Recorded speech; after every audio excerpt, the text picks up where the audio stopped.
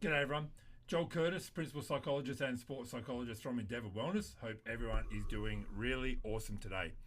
Wanted to chat briefly about sport psychology and performance psychology and the benefits of working with a sports psychologist.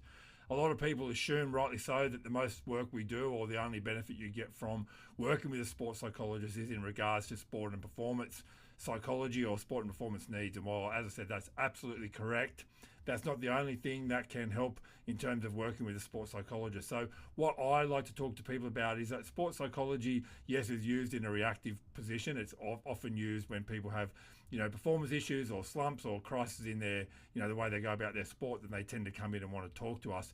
But ultimately, and the best way to use a sports psychologist is before there is an issue. What we specialise in is being more proactive in our approaches. We work really hard in identifying things that could go wrong or might go wrong or possibly, are currently going wrong. Obviously, we really work hard to be more proactive in our approach.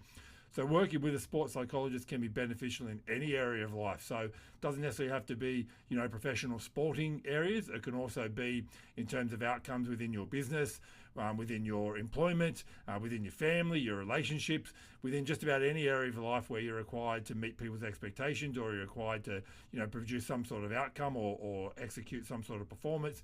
We can absolutely help. So the benefits of working with a sports psychologist is all about being proactive.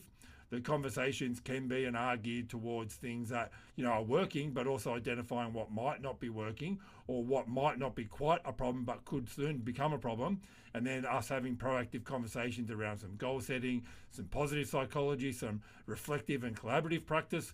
Sports psychologists are certainly very adept and very flexible at working with people in all sorts of positions, all sorts of areas of life.